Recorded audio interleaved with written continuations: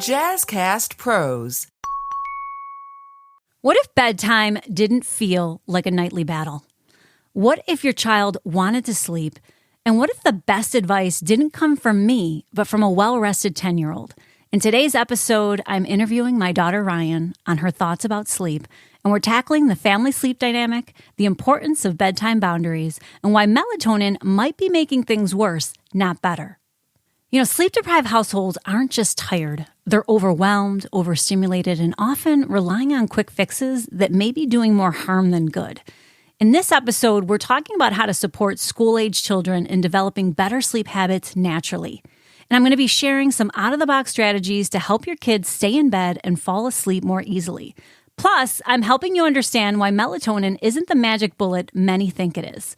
And last, I'm shining the light on why the entire family's sleep routine matters. Whether your child struggles with falling asleep, bedtime resistance, or nighttime awakenings, this episode offers science-backed strategies and sneaky sleep disruptors to be aware of, plus a better way forward with programs designed to help the families truly sleep their best. Are you stuck in the bedtime struggle cycle? Does your child toss and turn while you silently panic, knowing your own night of rest depends on theirs?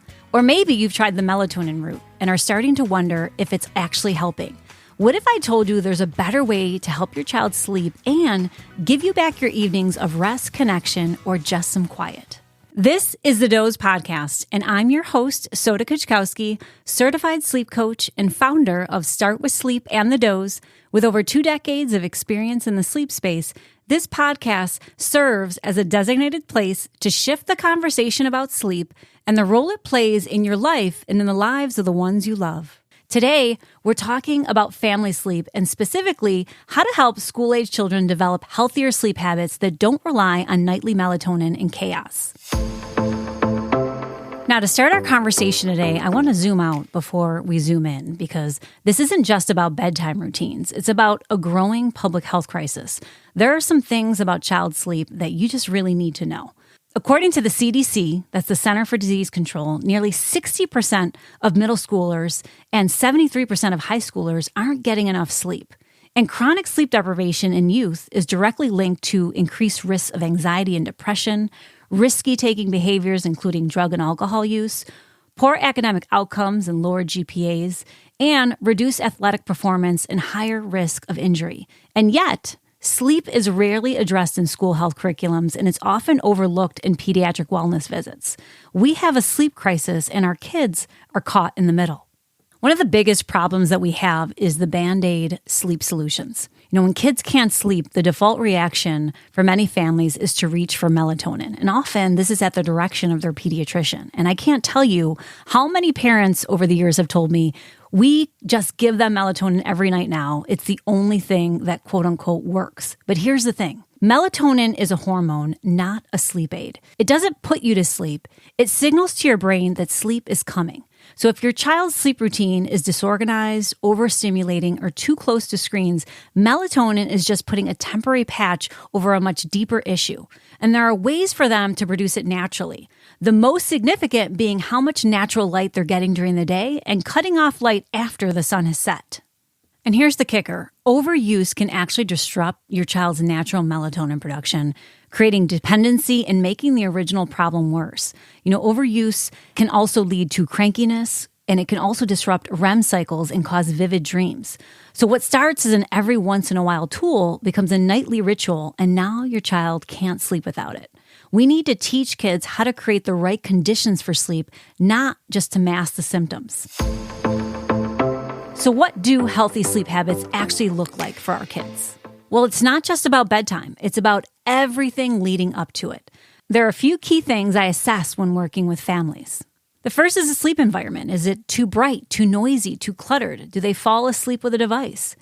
After school decompression, are they going from overstimulating extracurriculars to screen-heavy downtime with no real wind down? Or are they on screens at school and jumping right into video games when they get home? Do they have consistency in their bedtime, or is it fluctuating due to homework, sports, or parental schedules? And nutritional timing, are they eating or snacking too close to bedtime? And what are they consuming, right? Things like sugar can play a role in preventing them from being able to fall asleep and those nighttime wakenings. One of the biggest predictors for successful sleep in kids is what the family unit is modeling. If parents are up late scrolling or working from bed, that message trickles down and it creates a fractured sleep culture in the home. Or maybe you come from the other side of this and you pride yourself on having a routine, but it doesn't seem like it's doing the trick, what's known as a bedtime delay spiral. You know the drill. You've done the routine, maybe a bath, a book, lights out, and just as you exhale, the requests begin. Can I have water? I need another hug. Wait, I forgot to tell you something. Or can I sleep in your bed? What's often happening in these moments is that your child is seeking comfort or connection right when their body and mind are being asked to settle down. And it's a common response, especially after a busy or emotionally charged day, or when the evening hasn't allowed for enough wind down time together. But here's the important part. Your job isn't to battle it. It's to build a routine with structure and safety so they feel seen and supported, but also understand the boundary. Bedtime is bedtime. And kids really do thrive with routine and consistency. You know, a favorite for my daughter and I is our conversations when she gets home from school. You know, she tells me something great that happened and something that she wished had been different so that she can take the time to process it early, recognize her feelings, and create a safe space for dialogue about it. No, I also got into the habit very young of making up stories with her at bedtime where we each take a part building on it, but it carries throughout the whole week. So we both have something to look forward to. And it can also be telling as to anything we might want to share with one another that we haven't. You know, we incorporate it into the story and it creates another line of communication. But you have to find what works for you and your family. But to help get you started, I've put together some out-of-the-box sleep tips that actually work for you to try. While these are less conventional than things you've probably tried before, they're tools that I recommend to my clients as they're highly effective ways to create a better system for sleep when it comes to helping their kids at bedtime. The first is the sleep ticket system. And this is giving your child 2 sleep tickets per night that they can exchange for anything that they want, an extra hug, a question, or request. But once the tickets are gone, they learn to prioritize what they really need. So you're still offering flexibility, but with boundaries. The next is the 30-minute buffer rule or last call routine, and this is creating a no new input buffer before bed. This means no screens, no exciting conversations, no problem solving. Replace it with something mindless or calming like coloring, light journaling, or a puzzle. Or you can call out that it's bedtime. You know, Google does it in my home, so my daughter knows that it's time to get ready to unwind. This empowers them with a choice and signals closure. Repeat it consistently, and it becomes a fun checkpoint before sleep. Use role reversal. Let your child put you to bed once a week. Teach them to dim the lights, set the ambiance, and talk through how to relax. It engages them in their own wind-down process without it feeling like a chore.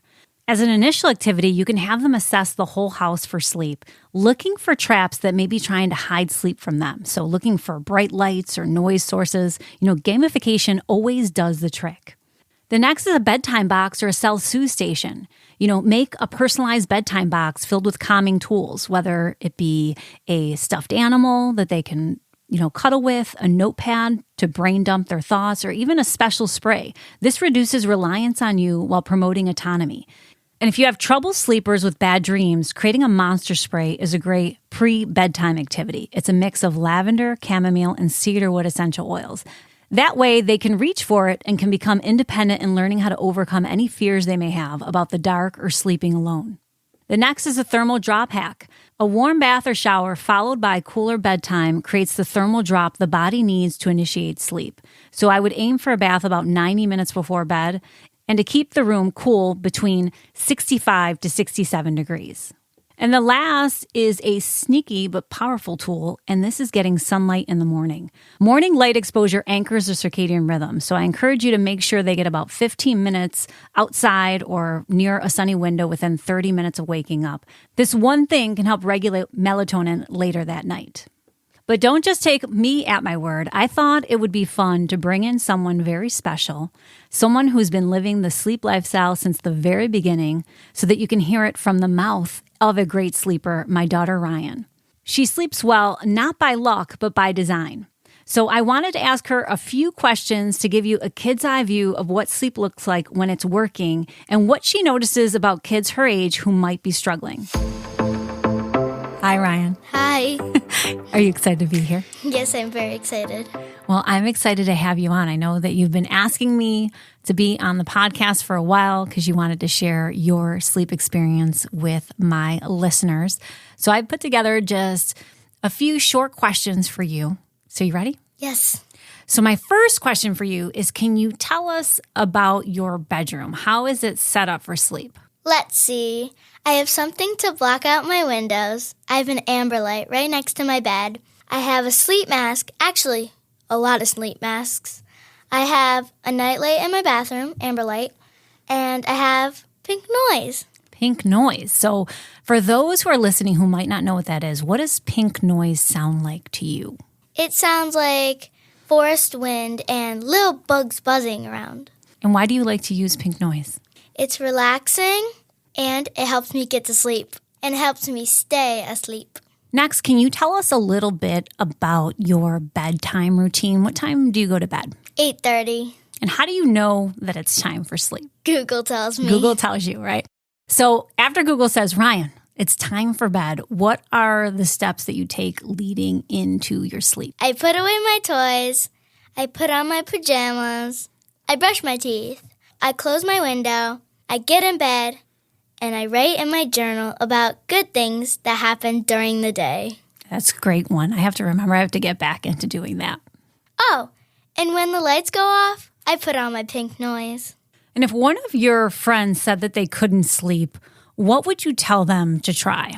I would tell them to not be bouncing off walls, not to be on screens much, and if they are, to use the blue blockers. Blue blockers? And what kind of blue blockers do you have? The red ones to block out all the blue light. Right. And does that help you? Do you find that they help you? Yes. Now, my next question is about our furry friend. I did a podcast episode a while back, inspired by you as well, about pets and sleep. You know, there's an argument that it's good to sleep with your pets, it's bad to sleep with your pets. And I know that our little guy, Knox, sometimes does take up space in your bed. Now, what's your experience with that? It's good. He's calm, he always keeps me warm, snuggles up to me, and he never wakes me up at night. Yeah, that's a good thing, right? You don't want your pet waking you up at night. And then just in closing, if you could share just one thing with my listeners about sleep, what is the thing that they should know? Well, I would say that sleep helps me be my best, and it can work for you too. And if you're a parent listening to this, I hope Ryan's answers remind you that great sleep is teachable and totally possible. When we give kids the tools and consistency they need, their bodies and brains rise to the occasion. The takeaway is that you don't have to white-knuckle your way through family sleep issues, and you definitely don't need to rely on melatonin to get through the week. What you need is a custom plan that supports your family's unique routines, challenges, and sleep needs. And that's exactly why I created programs for families so that you can stop guessing and start implementing sustainable solutions. With a sleep coach, you're not just changing bedtime, you're reworking the entire rhythm of your home, and the ripple effect touches everything from behavior to focus to emotional regulation. And not just for the kiddos, but for you too. You know, there's the parent side. It's all about protecting your evenings because your sleep matters too.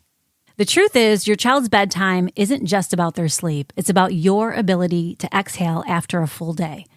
When bedtime becomes unpredictable, it robs you of the space you need to care for yourself, to finish work, to spend time with your partner, or just to relax. So I recommend 3 things, right? Set a wind down boundary for yourself too. After your child's bedtime, give yourself 15 to 30 minutes of no demands, just something comforting. Drink some tea, listen to some quiet music, journal, stretch, anything that helps transition you into rest mode. Next, I want you to avoid catching up on work after bedtime. It creates a second win and doesn't let your nervous system downshift. Instead, give your mind a true break, then return to tasks if needed. I have a cutoff time for myself, and it helps me hustle during the day because I won't allow myself to jump back on my laptop after I've left work. And last, anchor your child's independence to your own self-care. Tell them, when you sleep well in your bed, I get to do things that help me feel good and rested too. This frames bedtime as a team effort, not a tug-of-war. For things to really change, it isn't just about what happens at home, but systemically. That's why I offer parent engagement programs for school districts where I work directly with families, educators, and school staff. During these programs, I dispel melatonin myths, teach practical, real-life tools for better sleep, promote mental wellness through consistent, age-appropriate sleep habits, provide the real science behind youth sleep needs, and how lack of sleep affects learning, emotional regulation, and school performance. I provide steps on what families can do to align with their child's natural rhythm, and how to support kids during the day to promote sleep at night, because what you do during the day is the roadmap to good sleep. These sessions are hands-on, culturally sensitive, and align with student wellness goals, and they've helped entire school communities reset their relationship with rest. These aren't cookie-cutter presentations. They're hands-on, interactive sleep education sessions that meet families where they are, whether they're struggling with bedtime, late-night gaming, or school anxiety. If you're a school leader, counselor, or wellness coordinator looking to create healthier outcomes for your students, I'd love to bring these programs to your community, because well-rested kids learn better, behave better, and live better. And that's all I have for you today. If this episode hit home and you're ready to make changes for your child or your whole school, I'm here to help. You can learn more about our family sleep coaching programs at startwithsleep.com or inquire about parent engagement sessions for your district by reaching out to me directly at hello@startwithsleep.com. You can also check out the Doze.co for our exclusive line of sleep-enhancing products for you and your little one. Let's stop normalizing burnout in kids. Let's equip families with better tools than melatonin, and let's rebuild a culture of rest from the bedroom to the classroom. Until next time, sleep well.